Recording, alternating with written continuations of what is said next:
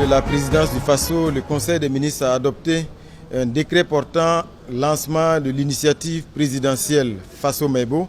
Et ce qu'il faut dire à ce niveau, c'est que c'est une initiative supplémentaire du président du Faso qui dénote de sa volonté d'apporter des réponses appropriées aux préoccupations et aux défis des citoyens burkinabés, l'objectif étant bien sûr d'améliorer l'épanouissement des populations. C'est une initiative qui a essentiellement deux composantes.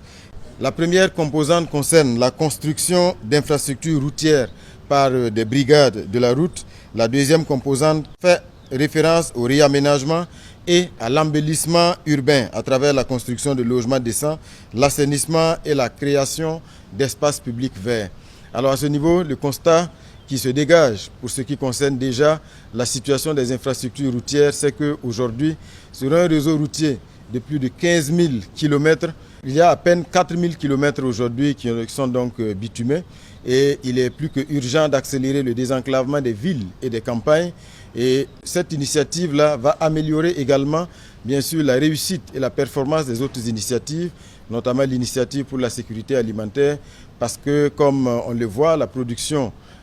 agricole, quand bien même elle est élevée, l'évacuation et le transport de ces productions-là posent problème aujourd'hui. Donc c'est une initiative qui devrait permettre de répondre aussi à un défi, parce que l'analyse montre que le bitumage d'1 kilomètre de route aujourd'hui au Burkina Faso par les entreprises privées sur le format du béton bitumineux coûte à peu près 500 millions à 1 milliard de francs CFA le kilomètre, ce qui est quand même extrêmement élevé. Et face à l'urgence de la situation et à la nécessité d'aller plus vite, le chef de l'État a donc lancé cette initiative, l'initiative Faso Mebo, dont la première composante va consister donc à réaliser par des brigades publiques donc, ces infrastructures routières-là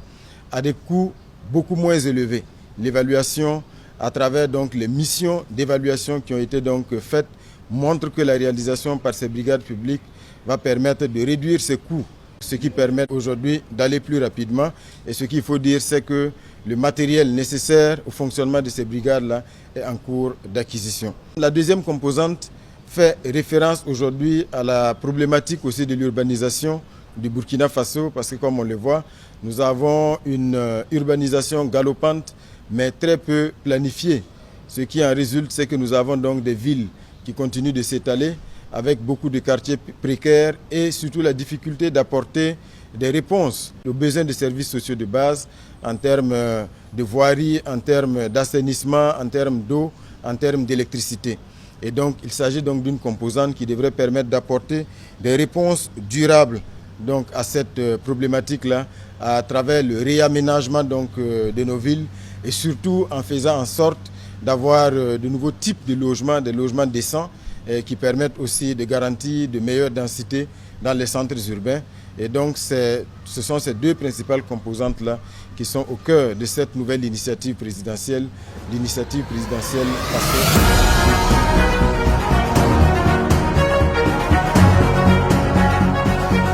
Pour le compte du ministère de la Communication, de la Culture, des Arts et du Tourisme, le Conseil a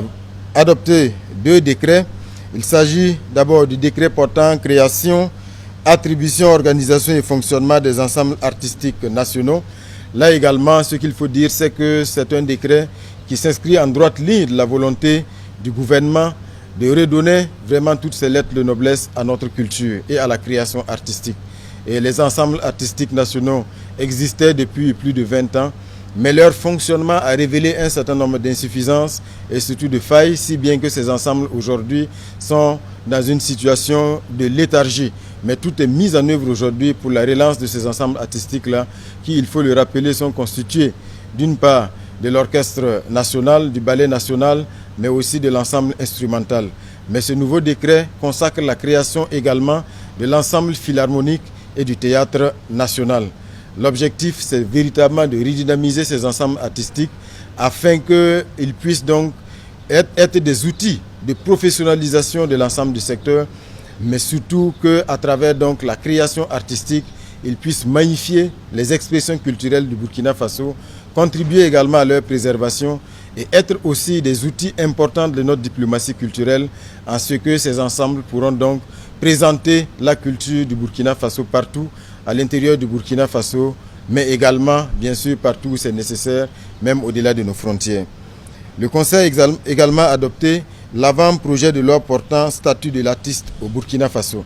Là également, il s'agit d'une évolution importante dans le secteur de la culture et de la création artistique. Et ce qu'il faut dire, c'est que le statut de l'artiste était jusque-là régi par un décret. Et comme on le voit dans la hiérarchie des normes, on passe donc à un niveau supérieur avec désormais donc une loi qui devrait donc permettre de régir le statut de l'artiste au Burkina Faso. Cet avant-projet de loi consacre également de nombreuses évolutions majeures en lien d'abord avec la prise en compte d'un certain nombre d'outils aujourd'hui d'exploitation des œuvres artistiques, notamment les plateformes numériques. Mais c'est également un avant-projet de loi qui permet de mieux réguler, réorganiser et réglementer la profession artistique au Burkina Faso. Non seulement l'artiste professionnel, mais aussi les collaborateurs. Ça prend également en compte la question des enfants artistes. Comme on le voit jusqu'à présent, les enfants artistes, bien souvent,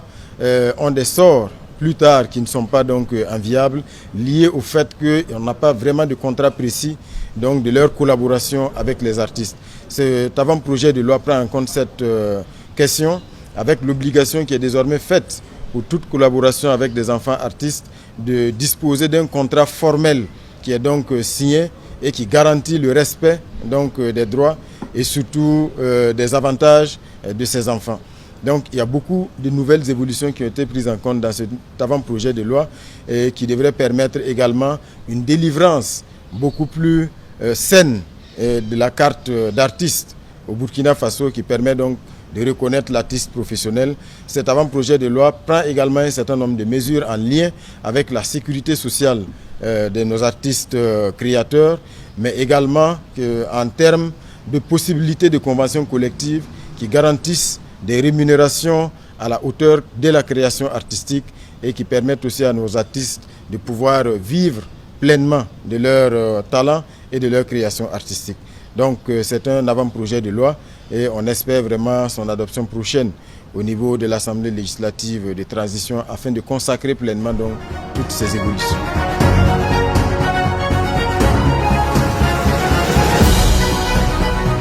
Le Conseil des ministres a adopté 2 rapports au titre du département en charge de l'industrie et du commerce. Le premier rapport est un décret portant création d'une société d'économie mixte dénommée Société de gestion du technopôle intégré pharmaceutique de Cocologo. Comme vous le savez, notre pays importe pour environ 99%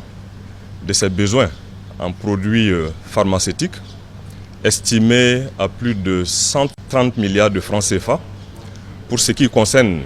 les médicaments seulement. Et le constat qui est fait aussi est la disponibilité et l'accessibilité des produits de qualité constitue toujours une préoccupation majeure, à tel point que des instructions ont été données par les plus hautes autorités de l'État de travailler à rendre réel le projet, ce grand projet d'envergure de création du technopôle pharmaceutique intégré de Cocologo. Il s'agit d'une zone industrielle qui va s'étendre sur environ 78 hectares dédiés à la recherche-développement, à la production entrepreneuriale et industrielle des produits pharmaceutiques dans notre pays afin de les rendre accessibles et disponibiliser des produits de grande qualité. Et la société d'économie mixte qui est créée pour prendre en charge la réalisation de cette infrastructure industrielle importante est une société au capital social qui est arrêtée à 5 milliards de francs CFA, détenue à 98% par l'État et à 2% par les entités donc, privées. Le deuxième rapport est relatif donc à un décret portant définition des critères d'octroi des primes de bilan dans les sociétés d'État et les établissements publics de prévoyance sociale. Le chef de l'État a amorcé la prise de décision forte en vue donc de rationaliser les charges et les dépenses qui sont constatées dans les entités publiques de l'État afin d'y dégager des économies qui pourront être investis dans la réalisation d'infrastructures sociales de base pour le bien-être donc des Burkinabés. Et le constat qui avait été fait, c'est que pour ce qui concerne les primes de bilan octroyées au niveau des sociétés d'État et des EPPS,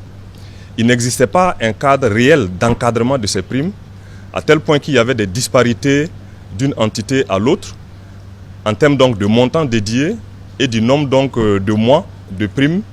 octroyées au personnel. L'adoption de ce décret permet de définir désormais des critères harmonisés, uniques pour l'ensemble des entités publiques, donc d'octroi des primes de bilan. Et désormais, la prime de bilan n'est possible qu'en cas de résultat positif, permettant donc de couvrir les reports à nouveau antérieurs négatifs. Et il est aussi plafonné, il ne devrait pas excéder 10% de la masse salariale et 15% du résultat net réalisé par l'entité donnée. Et la prise de ce décret définit les critères d'octroi de la prime de bilan dans les entités d'État, les sociétés d'État et les EPPS, permettra de faire des économies d'environ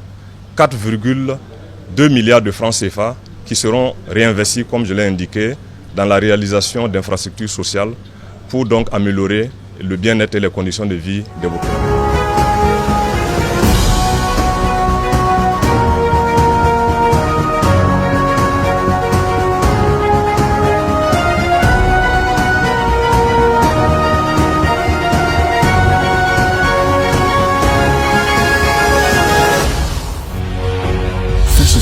Une autre facette de l'information au Burkina Faso.